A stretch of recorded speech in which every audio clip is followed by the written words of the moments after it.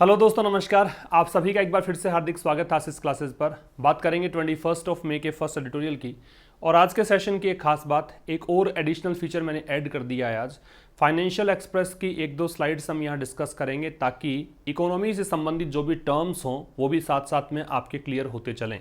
इससे पहले रात को 9:15 पर सेशन ये लाइव हुआ करता था, लेकिन अभी मैं इसी के साथ में ये सब डिस्कस करता चलूँगा ताकि एक साथ आप यहाँ द हिंदू भी पढ़ सकें और द फाइनेंशियल एक्सप्रेस की चीज़ें भी यहीं पर हम डिस्कस कर लेंगे। तो स्टार्ट करेंगे। और उससे पहले बता दूं आपको मैं कि एक जो हमारा एप्लीकेशन है जिसका लिंक आपको डिस्क्रिप्शन में दिया है, वहाँ ग्रामर का कोर्स अवेलेबल है। और ये ग्रामर का कोर्स आपको हर एक एग्जाम के लिए बहुत हेल्प करेगा। यहाँ पर 3 डेमो वीडियोस भी आपको दिए हुए हैं। आप उन डेमो वीडियोस को देखकर ये जान पाएंगे कि कितना बेहतरीन तरीके से डिज़ाइन किया गया कोर्स है। यहाँ पर आपको वोकैबुलरी भी दी गई है। हालांकि एक वोकैबुलरी का एक्सक्लूसिव बैच भी जल्दी ही हम लेकर आएंगे, लेकिन उससे पहले कुछ वर्ड्स किस तरीके से अप्रोच हमारी होनी चाहिए, कैसे याद करना चाहिए, वह आप इस सेशन में इस प्रकार के कोर्स में सीख सकते हैं। ट्रांसलेशन का बैच भी अवेलेबल है। इसके अलावा एक एप्लीकेशन या तो आपने डाउनलोड कर रखा होगा, नहीं कर रखा है तो ये प्ले स्टोर में जाकर आपको सर्च करना है आशीष क्लासेस इंग्लिश। जो पहला रिजल्ट आपको मिलेगा वो एप्लीकेशन जहाँ पे 50,000 प्लस डाउनलोड्स आपको दिखेंगे, ये एप्लीकेशन आपको डाउनलोड कर लेना है। डाउनलोड करने के बाद यहाँ पर आपको कुछ कोर्सेज मिलेंगे, जैसे कि द हिंदू एडिटोरियल एनालिसिस का बैच जो हर वेंसडे को स्टार्ट करते हैं। तो ये बैच वेंसडे को अब स्टार्ट होगा। यहाँ पर 2 एडिटोरियल्स पर डे आपको मिलेंगे, दोनों का PDF आपको यहाँ पे मिलेगा। ठीक है, इसके अतिरिक्त क्लोज टेस्ट और पैराजम्बल का कोर्स है, वो भी यहीं पर मिल जाएगा आपको। और भी काफ़ी सारे कोर्सेज यहाँ पर है, आप एक विजिट करेंगे समझ जाएंगे। तो आज का एडिटोरियल है सरकमवेंशन नाम से, इसे हम डिस्कस करेंगे। और इस एडिटोरियल में जो भी इंपॉर्टेंट वर्ड्स आपको मिले वो सब मैंने हालांकि यहाँ पर लिख दिया है। उसके बावजूद भी कुछ चीज़ें आपको मिलती हों तो इसका तो स्क्रीनशॉट ले ही लेंगे आप, बाकी सब नोट करते चलिएगा। कोई भी स्टूडेंट नया हो तो बता दूं आपको, जो अंडरलाइंड पार्ट आपको दिख रहा है वो सब सब्जेक्ट हैं, उसकी वर्ब हम निकालेंगे, ट्रांसलेशन देखेंगे, ग्रामर के कॉन्सेप्ट सीखेंगे। ठीक है, और लास्ट में जो पिछला सेशन आपका रहा है उससे वर्ड्स को रिवाइज भी करेंगे, तो रिवीजन भी है। फाइनेंशियल एक्सप्रेस के 1-2 स्लाइड्स हम डिस्कस करेंगे, द हिंदू हम डिस्कस कर ही रहे हैं। तो एक सेशन में बहुत कुछ आपको मिलेगा, बस आप एंड तक देखना है। आपको पूरा वीडियो देखा करें और ज़रूर से वीडियो को शेयर कर दिया करो ताकि जो स्टूडेंट तलाश में हैं कि इंग्लिश कैसे सीखा जाए उनको भी समझ में आए। और एक क्वेश्चन होता है आपका कि सर रूल्स इंपॉर्टेंट है क्या, रूल्स रटे नहीं जाते हैं? तो मैं तो कहता भी नहीं हूँ कि रूल्स रटो, आप रूल्स रटने की आवश्यकता भी नहीं है। देखो, ये अप्रोच इसलिए है कि ताकि आपको समझ में आए कि बेसिक कॉन्सेप्ट आखिर काम क्या कर रहा है, पीछे किस कारण से ये कॉन्सेप्ट बना, ये बताने की कोशिश करता हूँ मैं सेशन में। बाकी सबसे बेहतरीन तरीका है रीडिंग। जितनी ज़्यादा आप पढ़ेंगे, जितने ज़्यादा बुक्स पढ़ेंगे, मैगजीन्स पढ़ेंगे या अखबार पढ़ेंगे, तो उतना ही बेहतर आपकी इंग्लिश होती जाएगी। तो रीडिंग पर आपको एम्फेसिस रखना है, रीडिंग पर जोर डालिए, रीडिंग की प्रैक्टिस करिए। अभी शुरुआत में हो सकता है कि जो हिंदी मीडियम के विद्यार्थी हैं उनको कम समझ में आए, लेकिन धीरे धीरे रीडिंग से सब कुछ आपके क्लियर होता चलेगा। तो सरकमवेंशन क्या है?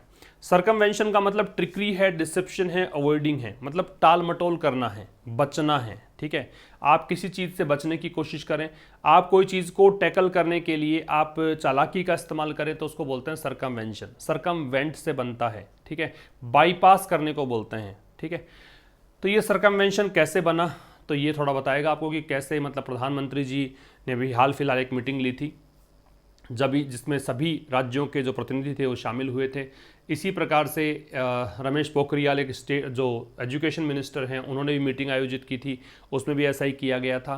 तो इसी को लेकर कहा गया है कि इन्होंने अपना काम निकालने के लिए चालाकी का प्रयोग किया, जबकि लेखक के अनुसार कुछ सजेशंस यहाँ पे दिए गए हैं सरकार को, उसी के बारे में हम डिस्कस करेंगे। तो आइए करते हैं स्टार्ट। विल्डिंग पावर। विल्ड का मतलब क्या है? यूज़ करना, मैनेज करना, मतलब पावर का यूज़ करना। एट द सेंटर, केंद्र स्तर पर। कम्स, तो ये आता है, मतलब पावर का इस्तेमाल जो है ना केंद्र स्तर पर वो आता है विद ग्रेट रेस्पॉन्सिबिलिटी, बड़ी जिम्मेदारी के साथ। तो यहाँ पे जो रेस्पॉन्सिबिलिटी है वो नाउन हो गया, ग्रेट है वो एडजेक्टिव हो गया, विद प्रेपोजिशन है और प्रेपोजिशन अपना ऑब्जेक्ट लेगा तो इसका ऑब्जेक्ट रेस्पॉन्सिबिलिटी था। ठीक है, और रेस्पॉन्सिबिलिटी को मॉडिफाई करने वाला शब्द ग्रेट है, वो एडजेक्टिव है।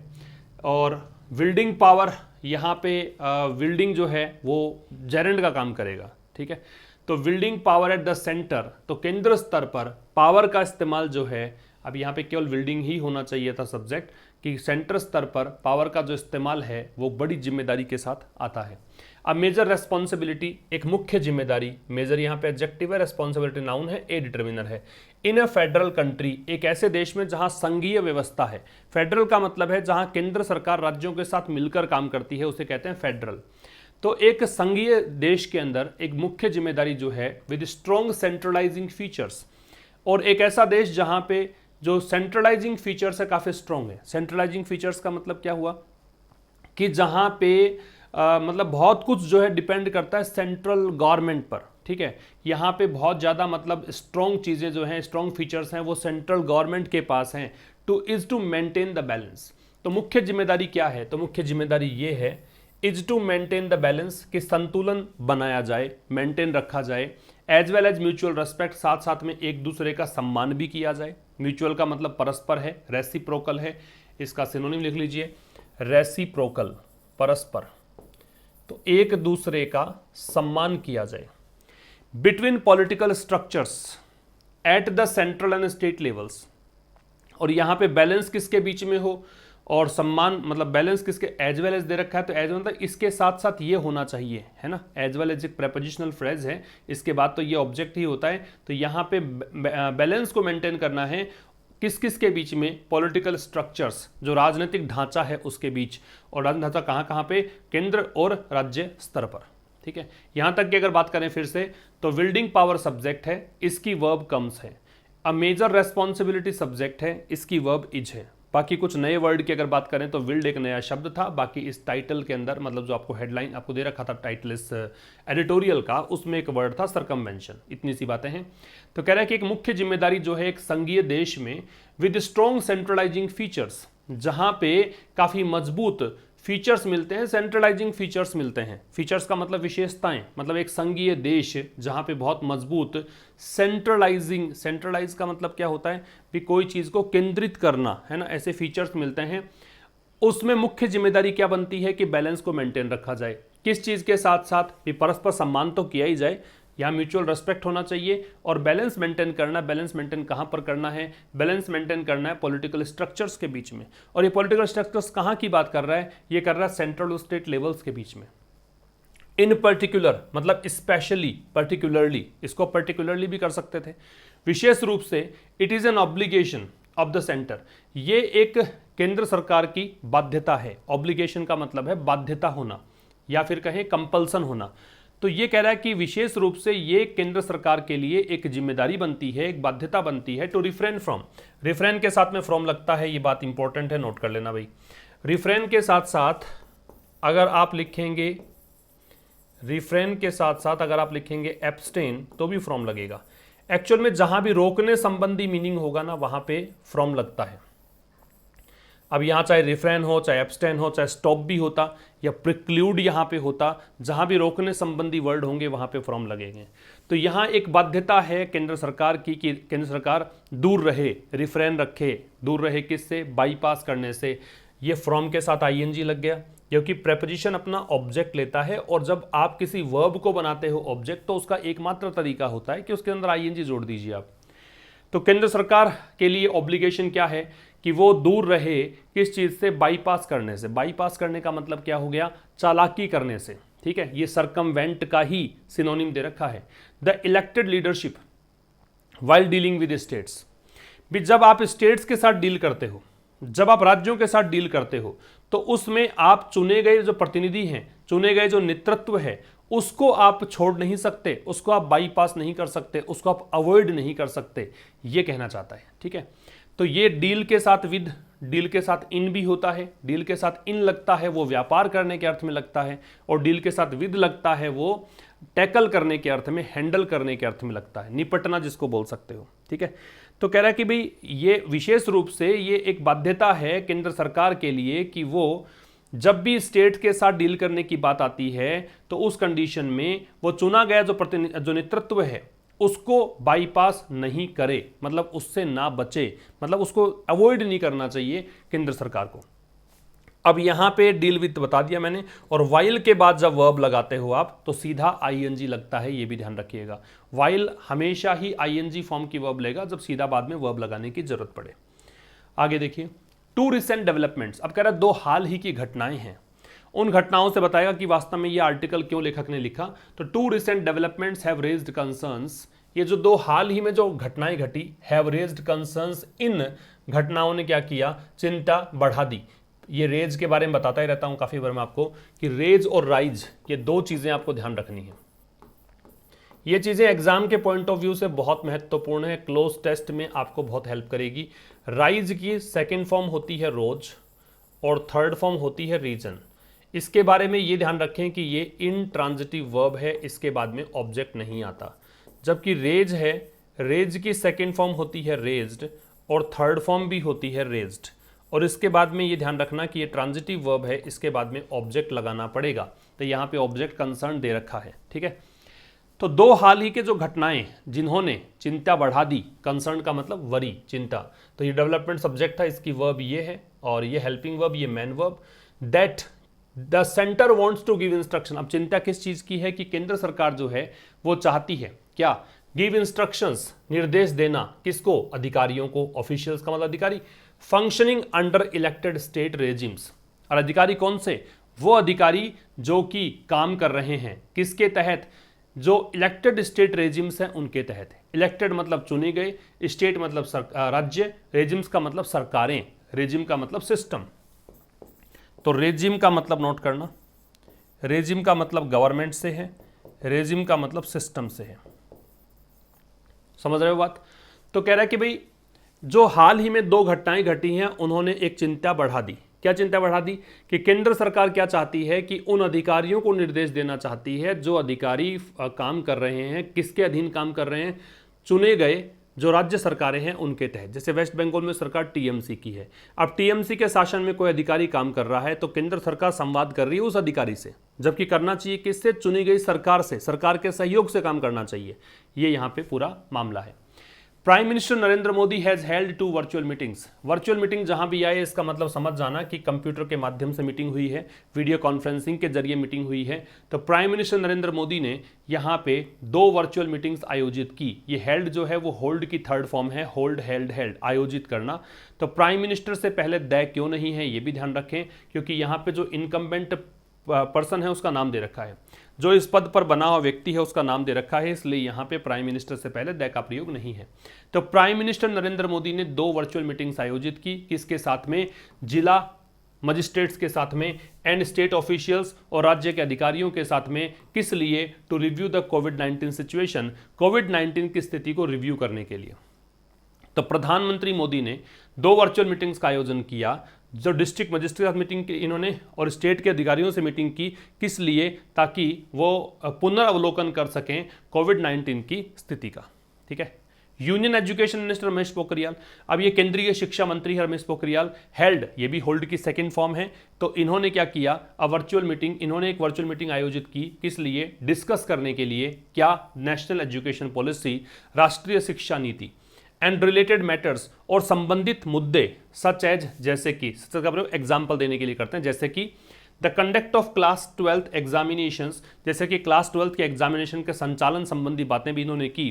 किसके साथ में, with state secretaries in charge of education, जो राज्य सचिव हैं इन चार्ज ऑफ एजुकेशन, जिनके ऊपर शिक्षा का प्रभार है, उनके साथ इन्होंने बातचीत की। ठीक है। तो union education minister Ramesh Pokhriyal subject हुआ, इसकी वर्ब हेल्ड हो गई। ठीक है। और इसकी ऑब्जेक्ट जो है हेल्ड का वो वर्चुअल मीटिंग है। तो शिक्षा मंत्री ने, रमेश पोखरियाल जो शिक्षा मंत्री हैं, उन्होंने एक वर्चुअल मीटिंग आयोजित की डिस्कस करने के लिए एनईपी को, नेशनल एजुकेशन पॉलिसी को। और क्या डिस्कस करना चाहा, संबंधित मुद्दे, मैटर्स नाउन है, रिलेटेड एडजेक्टिव है, जैसे कि क्लास 12th की एग्जाम को कंडक्ट करने संबंधी मुद्दे। किसके साथ डिस्कस इन्होंने किया, state secretaries in charge of education, तो मतलब राज्य सचिवों के साथ, जिन पर शिक्षा का प्रभार है, शिक्षा की जिम्मेदारी है, उनके साथ। While such meetings may help the prime minister or any new minister get some feedback, यहाँ पे एक चीज समझना, ये जो हेल्प दे रखा है और इसके साथ में ये गेट दे रखा है। तो हेल्प जो होता है ना, हेल्प अपने साथ या तो लगाते हैं V0 या फिर आप लगा सकते हैं 2 + V0, लेकिन ज़्यादा ट्रेंड में है हेल्प के साथ V0, तो यहाँ पे V0 दे रखा है, बेयर इन्फिनिटिव इसको बोलते हैं। वाइल सच मीटिंग्स, तो अब ये वाइल से क्लोज जो है, देखो यहाँ से लेकर यहाँ तक एक वाइल वाला उपवाक्य है, तो इसको आप कहेंगे यद्यपि, है ना, या फिर एक तरफ ऐसा है, तो यद्यपि ऐसी जो मीटिंग्स हैं, सच के बाद में जब नाउन लगाते हैं तो प्लूरल लगा दीजिए, या फिर सच के बाद में अगर आप सिंगुलर नाउन लगाते हैं, काउंटेबल होनी चाहिए, तो उससे पहले ए और एन लग जाएगा। अगर यहाँ पे मीटिंग्स के स्थान पे मीटिंग होता तो इसका स्वरूप कुछ ऐसा होता, सच अ मीटिंग, ठीक है ना, ऐसा स्ट्रक्चर इसका बनता। तो वाइल सच मैटर्स में हेल्प द प्राइम मिनिस्टर और एनी यूनियन मिनिस्टर, तो यद्यपि ऐसी जो मीटिंग्स हैं वो हो सकता है कि सहायता करें, हेल्प करें, किसकी, प्रधानमंत्री की, या फिर किसी भी केंद्रीय मंत्री की, किस चीज़ में सहायता करे, कि उनको कुछ फीडबैक मिल सके from the field across India, मतलब संपूर्ण भारत में, अक्रॉस का मतलब संपूर्ण हो गया, तो संपूर्ण भारत से, द फील्ड का मतलब जिस भी क्षेत्र की वो जानकारी चाहते हैं वो क्षेत्र, ठीक है। तो यद्यपि हो सकता है कि ऐसी मीटिंग से प्रधानमंत्री और किसी भी यूनियन मिनिस्टर, जैसे कि यहाँ पे एक एग्जाम्पल दिया था, एजुकेशन मिनिस्टर ने मीटिंग आयोजित की थी, तो इनको यहाँ पे सहायता मिल सकती है कि इनको जिस फील्ड से जानकारी चाहते हैं उस फील्ड की जानकारी पूरे भारत की मिल सके। फिर भी अब ये नया क्लोज स्टार्ट हो गया, इसलिए मैं इसको पढ़ूंगा फिर भी, क्योंकि दोनों ही एडवर्सेटिव होंगे, दोनों एक दूसरे से विपरीत दिशाओं में बात करेंगे। फिर भी इट इज क्वाइट अनयूजुअल, ये बिल्कुल असामान्य है, फॉर लीडर्स, नेताओं के लिए, in the central political executive, की जो केंद्रीय राजनीतिक कार्यपालिका, एग्जीक्यूटिव कार्यपालिका, मतलब कहने का मतलब केंद्र सरकार के मंत्रियों के लिए, नेताओं के लिए ये बिल्कुल असामान्य है, to bypass their counterparts in the states, कि वो यहाँ पे बाईपास कर जाएं, ये मतलब चालाकी से अपना काम निकाल लें, ये मतलब इनको अवॉइड कर जाएं, किनको, जो राज्यों में इनके समकक्ष प्रतिनिधि हैं उनको, समकक्ष जो व्यक्ति है वो, जैसे एजुकेशन मिनिस्टर है, उसकी बात होनी चाहिए राज्य के एजुकेशन मिनिस्टर से, लेकिन वो राज्य के एजुकेशन मिनिस्टर से बात ना करके वहाँ के अधिकारी से बात करके पूरा मामला मतलब उधर वहीं निपटा देता है, तो ये चीज़ गलत है। बात समझ में आ रही है? तो यहाँ पे कह रहा है कि भी काउंटर पार्ट्स का मतलब समकक्ष व्यक्ति को बोलते हैं, जैसे यहाँ पे कोई मान लीजिए प्रधानमंत्री है तो उसकी बात होनी चाहिए राज्य के मुख्यमंत्री से, होम मिनिस्टर है तो उसकी बात राज्य के गृह मंत्री से होनी चाहिए, ठीक है, ऐसा यहाँ पे काउंटर पार्ट से मतलब हुआ। तो कह रहा है कि भी यद्यपि ऐसी मीटिंग से प्रधानमंत्री या किसी भी यूनियन मिनिस्टर को हेल्प मिल सकती है कि किसी भी क्षेत्र में जो फीडबैक चाहता है वो फीडबैक मिल जाए, फिर भी ये बिल्कुल असामान्य सी बात है नेताओं के लिए, जो केंद्रीय नेतृत्व है उसमें नेताओं के लिए, कि वो अपने समकक्ष व्यक्तियों को राज्यों के अंदर बाईपास करे, उनको अवॉइड करे, ये बिल्कुल असामान्य सी बात है। इट सब्जेक्ट है, इसकी वर्ब ये है, और सच मीटिंग्स के सब्जेक्ट ये है, मतलब वर्ब ये है, मे हेल्प। क्वाइट है वो एडवर्ब है, अनयूजुअल है वो एडजेक्टिव है, ठीक है भाई, और बाकी सब सामान्य बातें थी। The Tamil Nadu minister for school education, अब देखो तमिलनाडु के लिए जो स्कूल एजुकेशन के मिनिस्टर हैं, मतलब राज्य शिक्षा मंत्री हैं तमिलनाडु के, नाम क्या है, अनबिल महेश पोयामोजी, ये नाम है इनका। टुक द राइट स्टैंड, इन्होंने बिल्कुल सही रवैया अपनाया। अब ये टुक जो आ रहा है वो इनके लिए आ रहा है, जो ये अनबिल महेश पोयमोजी है, तो तमिलनाडु के जो राज्य शिक्षा मंत्री हैं उन्होंने बिल्कुल सही स्टैंड लिया, बाय नॉट डेप्यूटिंग। कैसे सही स्टैंड लिया, मतलब इन्होंने क्या किया, ऐसा करके सही स्टैंड लिया, इन्होंने डेप्यूट नहीं किया एनी ऑफिशियल, किसी भी अधिकारी को, टू रिप्रेजेंट द स्टेट, की राज्य का प्रतिनिधित्व करें। जैसे रमेश पोखरियाल जी ने मीटिंग के अंदर राज्य के प्रतिनिधि से बात, मतलब एक ऑफिशियल से बात करनी चाहिए, तो उस ऑफिशियल को इन्होंने डेप्यूटी नहीं किया, मतलब कहें कि इनको अधिकारी नहीं दिए ऐसे कि आप इस मीटिंग में जाओ। Pokhriyal's virtual meeting, virtual interaction, virtual का मतलब हो गया वीडियो कॉन्फ्रेंसिंग के जरिए, इंटरेक्शन का मतलब हो गया कॉन्वर्सेशन, बातचीत। तो तमिलनाडु के minister of for school education जो है अनबिल महेश पोयमोजी, इन्होंने बिल्कुल सही स्टैंड लिया। क्या करके सही स्टैंड लिया, कि इन्होंने किसी भी अधिकारी को डेप्यूट नहीं किया, किस लिए, कि वो राज्य का प्रतिनिधित्व करें इनके इस वर्चुअल इंटरेक्शन में, ठीक है, आसान सी बात है। बाई प्रेपोजिशन है तो आईएनजी लग गया। नॉट है वो एडवर्ब ऑफ निगेशन होता है, याद रखना, नेगेटिव करने के लिए काम में लेते हैं। The idea was not to boycott the meeting, अब कह रहा है लेखक थोड़ा समझा रहा है कि इसके पीछे ये विचार नहीं था कि भी इन्होंने किसी भी अधिकारी को उस मीटिंग में उपस्थित नहीं होने दिया, तो इसके पीछे ये विचार नहीं था टू बाइकआउट द मीटिंग, कि ये मीटिंग का बहिष्कार करना चाहते थे, नहीं, ऐसा नहीं है। तो आइडिया सब्जेक्ट है, वॉज इसकी वर्ब है, नॉट एडवर्ब ऑफ निगेशन है, टू बाइकआउट है वो इन्फिनिटिव है, और द मीटिंग यहाँ पे द डिटर्मिनर और मीटिंग नाउन है। बट टू से, बल्कि आइडिया ये था, भी आइडिया ये नहीं था कि वो मीटिंग का बाइकआउट करें, बल्कि आइडिया ये था to say the minister ought to have been, कि जो मिनिस्टर हैं उनको यहाँ पे हैव बीन इंक्लूडेड, उनको शामिल करना चाहिए था। मिनिस्टर कौन? इनको शामिल करना चाहिए था in a discussion on the NEP, उस चर्चा में जो चर्चा नेशनल एजुकेशन पॉलिसी पर की गई है। बात समझ में आ गई भाई? बात वही है कि अपने समकक्ष जो नेता हैं, जो राज्य के चुने हुए प्रतिनिधि हैं, उनको आप बाइकआउट नहीं कर सकते। इसी के बारे में पूरा आर्टिकल है। तो विचार ये था, विचार ये नहीं था इसके पीछे कि भाई ये मीटिंग का बहिष्कार करना, लेकिन ये कहना इनका उद्देश्य था कि जो मिनिस्टर हैं, जो ये एजुकेशन मिनिस्टर हैं, राज्य शिक्षा मंत्री हैं, इनको ought to have been, ये पैसिव वॉइस हो गया। ये नैतिक शिक्षा के लिए, मोरल एजुकेशन के लिए ought to का प्रयोग हम करते हैं और ought to का बनाया गया पैसिव ought to have। किसी भी मॉडल के साथ में जब आप have लगाते हो, इसका मतलब आप उसको पास्ट में लेकर जाते हो, ठीक है। तो यहाँ पे विचार ये था कि मिनिस्टर को यहाँ पे इंक्लूड करना चाहिए था। किस चीज़ में? डिस्कशन में। डिस्कशन कौन सा? एनईपी पर जो डिस्कशन है उसमें।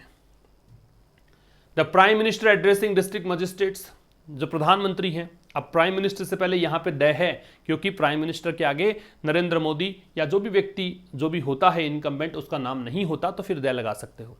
तो प्रधानमंत्री एड्रेसिंग डिस्ट्रिक्ट मजिस्ट्रेट, जो कि संबोधित कर रहे थे जिले अधिकारियों को और कलेक्टर्स, इनको जिलाधीश कह दीजिए, डज हैव ए प्रेसिडेंट। तो प्रधानमंत्री के द्वारा डिस्ट्रिक्ट मजिस्ट्रेट्स को या कलेक्टर्स को संबोधित करना जो है, तो ये जो चीज है ना, तो ये डज हैव ए प्रेसिडेंट। अच्छा, ये द प्राइम मिनिस्टर सब्जेक्ट नहीं है भाई, गलती से मैंने कर दिया। ये पूरी कहानी जो है prime minister addressing district magistrates, ये जो पूरा क्लोज है इसके लिए डज है। और जब आप डू, डज और डिड का प्रयोग देखते हैं मैन वर्ब से पहले, इसका मतलब आप ये मानो कि उस पर इंफेसिस है, उस पर जोर है, उस पर दबाव है। तो प्राइम मिनिस्टर के द्वारा डिस्ट्रिक्ट मजिस्ट्रेट्स को या कलेक्टर्स को एड्रेस करना जो है, उसका पहले भी एक उदाहरण मिलता है। प्रेसिडेंट क्या है वो देख लो। प्रेसिडेंट का मतलब एग्जाम्पल है, इंस्टेंस है, previous example you can say, और पैटर्न और मॉडल यू कैन से, ठीक है। ये एक पूर्व उदाहरण भी मिलता है इसका। ऐसा नहीं है कि नरेंद्र मोदी जी पहली बार ऐसा काम कर रहे हैं, इसका इतिहास में भी उदाहरण मिलता है। कैसे? देखो, Rajiv Gandhi address the heads of the district administration, Rajiv Gandhi ने संबोधित किया था। राजीव गांधी सब्जेक्ट है, एड्रेस्ड संबोधित करना है। एड्रेस वैसे होता है पता, लेकिन जब एड्रेस वर्ब के रूप में हो तो इसका मतलब एक तो संबोधित करना होता है, एक एड्रेस का मतलब रेक्टिफाई करना, सही करना, करेक्ट करना भी होता है। तो राजीव गांधी ने जो जिला प्रशासन है उसके हेड्स जो हैं, उसके जो मुखिया हैं, उनको संबोधित किया। इन उत्तर प्रदेश यूपी की बात है। When it was under Congress rule, जब ये कांग्रेस रूल के अधीन था। इट किसके लिए आ रहा है? यूपी के लिए। जब यूपी में भी शासन किसका था? कांग्रेस का। तो वहां पे इन्होंने भी जिला प्रशासन के हेड्स की मीटिंग ली थी ऑन द इश्यू ऑफ पंचायती राज। और मुद्दा क्या था? पंचायती राज पर डिस्कशन ये करना चाह रहे थे। तो बहुत सिंपल सा स्ट्रक्चर है इस सेंटेंस का। राजीव गांधी सब्जेक्ट, इसकी वर्ब है एड्रेस्ड, फिर यहां पे इट सब्जेक्ट, इसकी वर्ब है वाज, ठीक है। The defence then was that. अब उस समय डिफेंस क्या था? डिफेंस का मतलब क्या कि उस समय कैसे, मतलब इनसे भी प्रश्न पूछा गया कि आपने क्यों नहीं मंत्री से बात करी, क्यों सीधा आपने किसी एडमिनिस्ट्रेशन के जो ऑफिशियल है उनसे बात कर ली। तो उस समय इन्होंने अपने बीच बचाव के लिए क्या कहा? देन तो आ रहा है टाइम बताने के लिए, एडवर्ब है यहां पे। तो उस समय डिफेंस ये था कि दैट सच डायरेक्ट इंटरेक्शंस, की ऐसा कोई भी प्रत्यक्ष जो संवाद है, इंटरेक्शंस है, वर परमिसेबल। तो ये संवाद जो हैं वो बिल्कुल अनुमति के योग्य हैं, इनकी परमिशन होती थी अंडर द कॉन्स्टिट्यूशन, संविधान के तहत। और संविधान की धारा कौन सी इसमें लगती है? आर्टिकल 256 और 257 के तहत। साइटिंग का मतलब उल्लेख करते हुए, साइट का कल भी हमने डिस्कस किया था, मेंशन करना, ठीक है। तो इसका इशारा इन्होंने किया, इसको मेंशन किया, इसका जिक्र किया कि संविधान की इस धारा में ऐसी परमिशन है। इस प्रकार से इन्होंने अपना बीच बचाव किया, ठीक है। तो डिफेंस सब्जेक्ट था, इसकी वर्ब है वॉज, और फिर इंटरेक्शन सब्जेक्ट है, इसकी वर्ब है वर। बाकी बहुत सिंपल सा था। साइटिंग यहाँ पे प्रेजेंट पार्टिसिपल होगा, क्योंकि जब साइमल्टेनियस एक्शन हो, दो काम साथ में हो, उनमें से एक काम कंटिन्यूअस एक्शन में जाए तो उसे आईएनजी फॉर्म में लिया जाता है, ठीक है। दीज प्रोविजंस स्टिपुलेट, ये जो प्रोविजंस है, ये जो नियम है ना। अब ये प्रोविजंस कौन से? 256 257 की बात कर रहा है ना। तो ये जो प्रोविजंस हैं, ये जो प्रावधान है, स्टिपुलेट का मतलब होता है स्पेसिफाई करना। इसका मतलब है टू से exactly what must be done, ये कहना कि क्या एक्चुअल में होना चाहिए, वास्तव में क्या चीज होनी चाहिए, वो होता है स्पेसिफाई, निर्धारित करना। तो ये जो प्रोविजंस हैं ये यहाँ पे स्टिपुलेट करते हैं क्या? That the states are obliged to comply with laws, कि जो राज्य हैं वो बाध्य हैं। ऑब्लाइज का मतलब होता है बाध्य होना, किसके लिए? To comply with. Comply with का मतलब होता है क्या? कंप्लाई विद का मतलब होता है ओबे करना। कंप्लाई विद का मतलब होता है आज्ञा का पालन करना, तो कंप्लाई विद को आप और भी तरीके से लिख सकते हो, इसको आप ओबे लिख सकते हो, इसको आप स्टिक टू लिख सकते हो, या फिर आप इसको एडहेयर टू कर सकते हो। ये सब इसके सिनोनिम्स हो जाएंगे, ठीक है। तो ये जो प्रोविजंस है ये यहाँ पे स्पेसिफाई करते हैं, ये यहाँ पे बताते हैं कि राज्य जो हैं वो यहाँ बाध्य हैं किस चीज़ के लिए। ऑब्लाइज्ड का मतलब है कि फोर्स्ड हैं, कंपेल्ड हैं। आप इस ऑब्लाइज्ड की जगह पे कंपेल्ड कर दोगे तो भी सही होगा, और इसकी जगह फोर्स्ड कर दोगे तो भी ठीक है। तो यहाँ पे ये बताते हैं प्रोविजंस कि राज्य जो है वो बाध्य हैं किस चीज़ के लिए, कि वो उनको कानून का पालन करना पड़ेगा। कानून कौन से? जो कि बनाए गए हैं संसद के द्वारा। पार्लियामेंट से पहले कभी आर्टिकल नहीं आता, ध्यान रखना। तो पार्लियामेंट से पहले कई बार आपको दे देकर प्रश्न पूछेगा, कभी एग्जाम में तो गलत करिए आना, दे नहीं लगेगा इसमें। And also allow some directions, और यहाँ पे साथ में बाध्य इसलिए भी है स्टेट्स कि वो यहाँ पे कुछ डायरेक्शंस यहाँ पे अलाउ करें फ्रॉम द यूनियन गवर्नमेंट, कि जो यूनियन गवर्नमेंट है, केंद्र सरकार है, उससे जो निर्देश मिलते हैं उनको भी वो अलाउ करें, ऐसा इसके लिए भी बाध्य हैं वो, ठीक है। If the prime minister belongs to one party, यदि प्राइम मिनिस्टर किसी एक पार्टी से संबंधित है, एंड द ऑफिशियल्स एड्रेस्ड, और जिन अधिकारियों को संबोधित किया गया है, ऑफिशियल्स यहाँ पे है नाउन, एड्रेस्ड यहाँ पे है एडजेक्टिव, और जब नाउन के बाद में एडजेक्टिव लगता है तो उसे नाम देते हैं ग्रामर में पोस्ट पोज्ड एडजेक्टिव, ठीक है। तो ये बाद में एडजेक्टिव दिया गया। अगर एडजेक्टिव पहले होता, नाउन बाद में होता, तो उसको बोलते हैं एट्रीब्यूटिव यूज ऑफ एडजेक्टिव, है ना, एट्रीब्यूटिव होता, और ये पोस्ट पोज्ड है। तो कह रहे अधिकारी, अगर कोई प्रधानमंत्री है तो यहाँ पे अगर उसका संबंध किसी एक पार्टी से, बिलोंग में टू लगता है भाई, और जिन अधिकारियों को संबोधित किया गया है आर फ्रॉम ए स्टेट, वो किसी ऐसे राज्य से हैं, रन बाय अनदर, जो किसी और पार्टी के द्वारा चलाया जाता है। जैसे कि प्रधानमंत्री तो हो गए बीजेपी के, और किसी ऐसे राज्य में ये इनका संबोधन है, ऐसे राज्य के अधिकारियों को, जैसे मान लो टीएमसी, मैंने एग्जांपल दिया वेस्ट बंगाल में, तो वहां सरकार इनकी नहीं है, तो there is bound to be. अब लेखक कहना चाह रहा है कि ऐसी कंडीशन जब बनती है ना कि भी बीजेपी वाला कोई व्यक्ति है वो संबोधित कर रहा है किसी और पार्टी के ऑफिशियल को, और पार्टी के अधीन जो काम करने वाला ऑफिशियल है उसको, तो there is bound to be. Bound to का मतलब है निश्चित है, ये तो होना ही है, श्योर है। क्या? भी रिजेंटमेंट, रिजेंटमेंट का मतलब क्या है? डिस्प्लेजर, रेज, बिटरनेस, की कड़वाहट होगी, नाराजगी होगी, गुस्सा होगा, यह है इसका मतलब। That the elected representatives of the state are being bypassed, तो वहां पे नाराजगी तो जाहिर है। कैसी नाराजगी? दैट की द इलेक्टेड रिप्रेजेंटेटिव्स, कि जो चुने गए प्रतिनिधि हैं स्टेट के, आर बीइंग बाईपास्ड, उनको क्या किया जा रहा है? उनको बाईपास किया जा रहा है, उनको अवॉइड किया जा रहा है। बाईपास का मतलब अवॉइड करना। अब ये अगर यहां से फिर से देखें आप, तो यदि कोई प्रधानमंत्री, ये प्राइम मिनिस्टर के लिए बिलोंग्स है, यदि कोई प्राइम मिनिस्टर किसी पार्टी से बिलोंग करता है, और जो अधिकारी जिनको संबोधित किया गया है वो अधिकारी किसी ऐसे स्टेट से हैं जो कि किसी अन्य पार्टी के द्वारा चलाया जाता है, तो यहाँ पे ऑफिशियल्स की वर्ब जो है वो आर है, ठीक है। इसके बाद में there is bound to be resentment, resentment को देखकर यहाँ पे इज है कि निश्चित रूप से तो फिर वहाँ पे कुछ डिस्प्लेजर होगा, गुस्सा होगा, या फिर कहें कि कड़वाहट होगी। दैट कंजंक्शन है। द इलेक्टेड रिप्रेजेंटेटिव्स, ये सब्जेक्ट हो गया, ठीक है, और वैसे पैसिव वॉइस है तो सब ऑब्जेक्ट है, ऑब्जेक्ट ही सब्जेक्ट बनता है पैसिव वॉइस में। तो जो चुने गए प्रतिनिधि हैं राज्य के, तो यहाँ पे एक गुस्सा होता है, एक कड़वाहट होती है कि जो चुने गए प्रतिनिधि हैं राज्य के, उनको क्या किया जा रहा है? बाईपास किया जा रहा है, उनको अवॉइड किया जा रहा है। ऐसा तो होना स्वाभाविक है। तो यहाँ पे are being bypassed present continuous का पैसिव वॉइस है। जब कंटिन्यूअस टेंस का पैसिव बनाते हो तो उसके लिए बीइंग के साथ थर्ड फॉर्म का यूज किया जाता है, ध्यान रखना, ठीक है। जो भी अभी देख रहे हो लाइक जरूर कर देना। मैंने कल भी कहा था आपसे, बार बार मैं नहीं कहूंगा, लाइक करते रहना, और जरूर से शेयर कर देना इसको। इन द प्रेजेंट केस, वर्तमान केस में, ठीक है, वर्तमान केस में इट इज ट्रू, ये सच है। इट यहाँ पे सब्जेक्ट हो गया, इज इसकी वर्ब है, ट्रू यहाँ पे एडजेक्टिव है, कॉम्प्लीमेंट है इसका। याद रखना किसी भी सेंटेंस में कॉम्प्लीमेंट जो होता है, जिसे पूरक कहते हैं हिंदी में, वो या तो होता है नाउन, या होता है प्रोनाउन, या होता है एडजेक्टिव। तो ये एडजेक्टिव है क्योंकि नाउन प्रोनाउन तो ये है नहीं। तो प्रेजेंट केस में, वर्तमान केस में ये सच है that the centre has a major role, कि केंद्र सरकार का एक मुख्य रोल है। किसमें? पेंडेमिक रेस्पॉन्स में, कि वैश्विक महामारी के समय किस प्रकार की प्रतिक्रिया देनी है, उसमें केंद्र सरकार की जिम्मेदारी बनती है। ये बात तो सच है, लेखक भी मान रहा है इस बात को। तो इट को देखकर इज है, सेंटर को देखकर हैज है, बाकी सब सामान्य बातें हैं इसमें। द डिजास्टर मैनेजमेंट एक्ट, याद रखना जब भी कभी अधिनियम की बात करोगे, एक्ट की बात करोगे, तो वहां पे जरूर से आपको दय मिलेगा। तो देखो दय का प्रयोग देखने को मिल रहा है। तो डिजास्टर मैनेजमेंट एक्ट, आपदा प्रबंधन जो कानून है, अधिनियम है, हैज बीन इन्वोक्ड। इन्वोक का मतलब क्या है? यूज करना है यहाँ पे, ठीक है, यूज करना है। तो आपदा प्रबंधन जो कानून है उसका यूज किया गया है, उसका इस्तेमाल किया गया है। किस लिए? To specify guidelines on lockdowns. Guidelines को स्पेसिफाई करने के लिए, निर्धारित करने के लिए, किस पर? लॉकडाउन्स को लेकर, रेस्ट्रिक्शंस प्रतिबंधों को लेकर, रिलैक्सेशंस छूट को लेकर, एंड टू इंश्योर, और यह सुनिश्चित करने के लिए कि स्मूथ मेडिकल सप्लाईज की, बहुत आसानी से मेडिकल सप्लाईज की जा सके। जो मेडिकल चीज़ें चाहिए हैं, दवाइयाँ चाहिए हैं, कोई उपकरण चाहिए हैं, उनकी आपूर्ति सहज ढंग से हो सके। फिर समझना, जो डिजास्टर मैनेजमेंट एक्ट है ये सब्जेक्ट है, हैज़ बीन इन्वोक्ड है ये पैसिव है, ठीक है, बीन के साथ थर्ड फॉर्म दे रखा है। तो आपदा प्रबंधन जो अधिनियम है उसका इस्तेमाल किया गया है। किस लिए?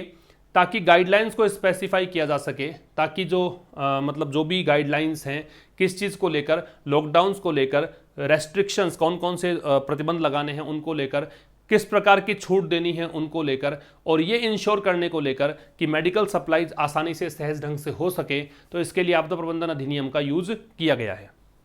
हाउएवर, हालांकि ये एडवर्ब और प्रिपोजिशन दोनों भूमिका में होता है, ये एडवर्ब है फिलहाल तो। However it would be in the larger interest, it would be यह होगा, वुड बी अब यूज करते हो, विल यूज कर सकते थे यहां पे, लेकिन यूज किया वुड, इसलिए यूज किया वुड क्योंकि ये इमेजिनेशन है, ये एक कल्पना कर रहे हैं आप। तो हालांकि ये चीज बड़े ही ज्यादा हित में होगी, लार्जर इंटरेस्ट मतलब बड़े हित में होगी ऑफ द कंट्री, देश के, इफ इवेंट्स एंड डिस्कशंस, कि जो भी घटनाएं हैं या फिर चर्चाएं हैं, आर हेल्ड, उनको आयोजित किया जाए, ये पैसिव वॉइस है, इन सच ए वे, किसी ऐसे तरीके से, that the political structures at the state, की राज्य में जो भी राजनीतिक ढांचे हैं, आर नॉट सीन, उनको नहीं देखा जाए, टू बी अंडरमाइंड, कि उनको कमजोर किया जा रहा है। अंडरमाइन का मतलब होता है डिबिलिटेट, डिबिलिटेट, या फिर कह सकते हैं वीकन, कमजोर कर देना। फिर समझना, हालांकि इट वुड बी, इट की वर्ब है वो वुड बी है, ये होगा देश के बड़े हित में, ये देश के हित में होगा। इफ, यदि, इवेंट्स एंड डिस्कशन, ये सब्जेक्ट है, इसकी वर्ब आर हेल्ड है, ये होल्ड की थर्ड फॉर्म है। यदि इवेंट्स और डिस्कशन को आयोजित किया जाए, किस तरीके से? इन सच ए वे, ऐसे तरीके से। देखो सच के बाद में ये जो नाउन है वो सिंगुलर आ गया, तो देखो ए का प्रयोग है। ऐसे तरीके से यूज किया जाए कि कोई भी राजनीतिक जो ढांचे हैं, पॉलिटिकल स्ट्रक्चर्स हैं राज्य के अंदर, उन स्ट्रक्चर्स को ना देखा जाए, are not seen, to be undermine, कि उनको कमजोर किया जा रहा है। ये बी के साथ थर्ड फॉर्म, ये भी पैसिव वॉइस का स्ट्रक्चर है, ठीक है। There ought to be no scope for complaints, अब लेखक कह रहा है कि कोई स्कोप नहीं होना चाहिए, कोई ऐसा रास्ता नहीं होना चाहिए शिकायतों का, मतलब शिकायतें होनी नहीं चाहिए, ठीक है। अब देखो ये जो नो स्कोप है ना, ये ऑट टू बी इसकी वर्ब है, ये सब्जेक्ट है, क्योंकि देयर से स्टार्ट हो गया तो डेफिनेटली वर्ब पहले और सब्जेक्ट बाद में मिलेगा। नो यहां पे डिटरमिनर है, स्कोप यहां पे नाउन है। नो और नॉट में डिफरेंस होता है, नॉट होता है वो एडवर्ब होता है, नो होता है वो डिटरमिनर होता है। नो के बाद में आपको नाउन मिल जाएगी, ठीक है। तो कह रहा है कि there ought to be no scope for complaint, तो शिकायतों के लिए कोई जगह नहीं होनी चाहिए। सच एज, जैसे कि, द वन, वन यहां पे शिकायत के लिए आ रहा है, कंप्लेंट के लिए आ रहा है। जैसे कि एक शिकायत जो की गई थी वेस्ट बंगाल की चीफ मिनिस्टर ममता बनर्जी के द्वारा। क्या शिकायत उन्होंने की? इन्होंने शिकायत की कि भाई चीफ मिनिस्टर्स फेल्ट ह्यूमिलेटेड, उन्होंने कहा कि चीफ मिनिस्टर जो हैं उन्होंने अपमानित महसूस किया। ह्यूमिलेटेड का मतलब होता है इंसल्टेड, इंसल्टेड, ठीक है। इन्होंने कहा कि मुख्यमंत्रियों ने इंसल्टेड महसूस किया, कब? जब all of them were not allowed, जब उन सभी को अलाउ नहीं किया गया टू स्पीक, बोलने के लिए, टू द पीएम, प्रधानमंत्री से, इन अ वर्चुअल इंटरेक्शन, एक जब वीडियो कॉन्फ्रेंसिंग के माध्यम से बातचीत हो रही थी तो मुख्यमंत्रियों को अलाउ नहीं किया गया कि प्रधानमंत्री से कुछ बोल सकें, तो ये इन्होंने अपमानित महसूस किया ऐसा करके, ठीक है।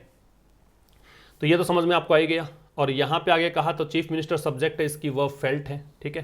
ह्यूमिलिएटेड है वो एडजेक्टिव है, कॉम्प्लीमेंट है, क्योंकि फेल्ट यहाँ पे लिंकिंग वर्ब का काम कर रही है। ये लिंकिंग वर्ब का काम करने का मतलब इसलिए ऐसे समझ जाओ कि जब इसको हटा दो, अगर मैं इसको हटा दूं फेल्ट को, तो चीफ मिनिस्टर बराबर ह्यूमिलिएटेड, जब प्रभाव इसका इस पर पड़ रहा है, बराबर हो जाए दोनों चीज़ें, तो मान लेना कि वो बीच वाली लिंकिंग वर्ब है, ठीक है। और ऑल जो सब्जेक्ट है इसका, तो इसकी वर्ब वर है, और वर नॉट अलाउड है, ये पैसिव वॉइस है, जहां ये मॉडल, ये मतलब ऑक्सिलरी वर्ब है, ये मैन वर्ब है, नॉट एडवर्ब ऑफ निगेशन है, ठीक है। अब हम बात करेंगे रिवीजन की। फेरोशस, इसके बाद में फाइनेंशियल एक्सप्रेस वाला भी है, तो एक दो स्लाइड्स वो भी डिस्कस हम करेंगे। फेरोशस का मतलब क्या है? फेरोशस का मतलब कल हमने डिस्कस किया था, वायलेंट होता है। फेरोशस से मतलब क्या होता है? वायलेंट, मतलब बहुत ही हिंसक प्रकृति का कह सकते हो फेरोशस, ठीक है।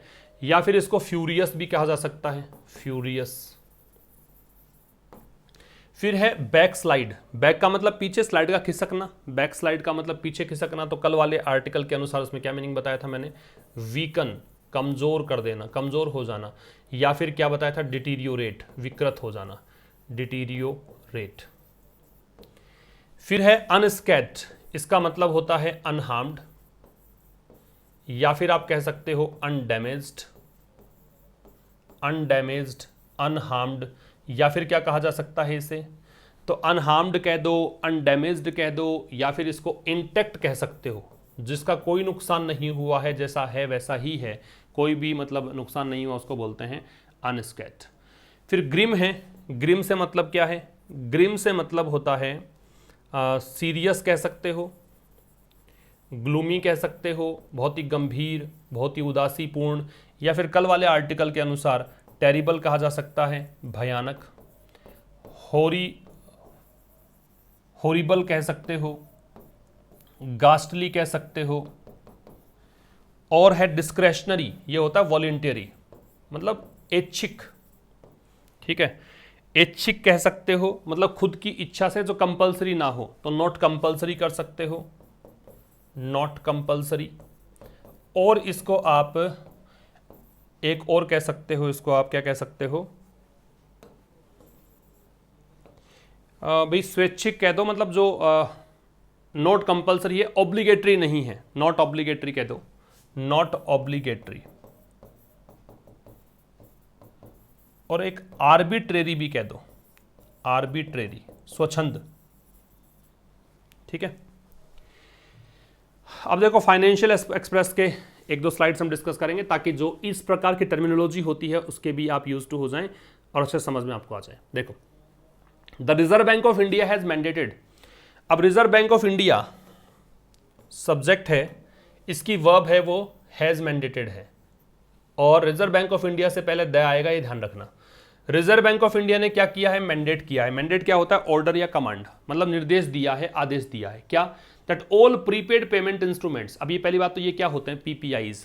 प्रीपेड पेमेंट इंस्ट्रूमेंट्स में क्या आता है, आपका डेबिट कार्ड, आपका क्रेडिट कार्ड, ये सब आते हैं, ठीक है। गिफ्ट कार्ड भी आते हैं इसमें, ये सब इसमें आते हैं। और वॉलेट्स, वॉलेट्स का मतलब जैसे पेटीएम है, फोन पे है ना, या मोबिक्विक है, ये जो सब हैं ये वॉलेट्स में आते हैं, ठीक है। That are fully KYC compliant. Compliant का मतलब होता है इन अग्रीमेंट विद, कंप्लाइंट का मतलब होता है इन अग्रीमेंट विद, मतलब के अनुसार, के अनुरूप। केवाईसी का मतलब नो योर कस्टमर, ये थोड़ा सा टर्मिनोलॉजी आपको ध्यान रखनी चाहिए। नो योर कस्टमर, केवाईसी सुना ही होगा आपने। इसमें क्या होता है, जो भी कंपनी है, संबंधित कंपनी को आपकी इंफॉर्मेशन डिटेल देनी होती है, कि वो अपने कस्टमर को, जिसको सर्विसेज प्रोवाइड कर रही है, उसके बारे में जान ले, पूरी जानकारी पता हो उसको। तो रिजर्व बैंक ऑफ इंडिया ने यहाँ पे निर्देश दिया है। देखो याद रख लो कि जब निर्देश देते हो, किसी को ऑर्डर कर रहे हो, इंस्ट्रक्ट कर रहे हो, कमांड कर रहे हो, है ना, ऐसे कंडीशन में सब्जेक्टिव मूड लगता है। सब्जेक्टिव मूड का मतलब ये समझना यहाँ पे फिलहाल इतना सा, कि जो भी सब्जेक्ट होगा, चाहे सब्जेक्ट सिंगुलर हो या प्लूरल हो, आपको जो वर्ब लगानी है वो हमेशा प्लूरल लगानी है, मतलब V0 लगाना है, बेस फॉर्म लगानी है। तो यहाँ पे देखना सीधा V0 लगेगा आगे चल के। तो रिजर्व बैंक ऑफ इंडिया ने यहाँ पे निर्देश दिया है कि सारे के सारे प्रीपेड पेमेंट इंस्ट्रूमेंट्स कि जो भी कार्ड्स हैं, चाहे वो कोई गिफ्ट कार्ड हो, क्रेडिट कार्ड हो, डेबिट कार्ड हो, या वॉलेट्स हो, वॉलेट्स बताया मैंने, जैसे फ़ोन पे हो, पेटीएम हो, मोबिक्विक हो, है ना, ये जितने भी वॉलेट्स हैं, अमेजन वाला भी मान लो, कुछ ही मान लो, that are fully KYC compliant. और वो वॉलेट्स या वो इंस्ट्रूमेंट दैट यहाँ पे इनके लिए हैं जो कि पूरी तरीके से केवाईसी के अकॉर्डिंग, मतलब केवाईसी उनकी हो चुकी हो, ठीक है, पहले पूरी जानकारी दी जा चुकी हो, इनको बना दिया जाए। मैंने कहा था ना ये सब्जेक्टिव मोड है, तो देखो V0 आ रहा है, बी। इनको इंटर ऑपरेबल बना दिया जाए, कब तक, 31 मार्च 2022 तक। मतलब जो इसके बाद जो आएगा ना 2023 वाला, 1 अप्रैल 2022 से, 1 अप्रैल 2022 से ये इंटर ऑपरेबल हो जाएं। कहने का मतलब, आप जैसे फिलहाल तो फोन पे अगर आपके पास है तो आप पैसा दूसरे को भेजोगे तो फोन पे में ही ट्रांसफर कर सकते हो। पेटीएम है तो पेटीएम का पैसा पेटीएम ही वॉलेट में ट्रांसफर हो सकता है। लेकिन ये 31 मार्च 2022 तक इंस्ट्रक्शन आ गया है, निर्देश आ गया है आरबीआई का, कि इसके बाद आप चाहे फोन पे का पैसा पेटीएम में करो, पेटीएम का पैसा किसी यूपीआई के अंदर कर दो, ऐसे मतलब कुछ भी इधर उधर कर सकते हो, बस आपको केवाईसी डिटेल देनी पड़ेगी, ठीक है। ये सिंपल सी बात समझना। The central bank announce this central bank भी आरबीआई को कहा जाता है। सेंट्रल बैंक ने ये घोषणा करी इस चीज की थ्रू मतलब माध्यम से। किस माध्यम से? अ नोटिफिकेशन, एक नोटिफिकेशन के माध्यम से। नोटिफिकेशन कौन सा? इशूड लेट ऑन वेंसडे, वो नोटिफिकेशन जो कि वेंसडे को लेट मतलब थोड़ा देरी से वेंसडे को इश्यू किया गया था। इस नोटिफिकेशन के माध्यम से, थ्रू एक प्रेपोजिशन है, इस माध्यम से सेंट्रल बैंक ने ये अनाउंसमेंट किया। तो यहाँ पे आपको समझ में आना चाहिए तो मैंडेट का मतलब क्या है, आपको समझ में आना चाहिए समझने मूड क्या है, आपको समझ में आना चाहिए कि पीपीआईज और वॉलेट्स होते क्या है और यहाँ पे इस डिसीजन का मतलब क्या है। ठीक है, आगे देखो, इट शैल बी मैंडेटरी। अब यहां पे जो कहा है सेंट्रल बैंक ने वो इन्वर्टेड कोमास के भीतर दे रखा है। इस नोटिफिकेशन में क्या कहा गया? It shall be mandatory. अच्छा, इट में शैल कैसे आ गया? इट में तो विल आना चाहिए, लेकिन जो चीजें सर्टेन हैं, जो निश्चित हैं, जो मतलब आपने सर्टेनिटी के साथ कहा है, उसमें विल की जगह शैल और शैल की जगह विल लगता है, ये उल्टा हो जाता है, ध्यान रखना।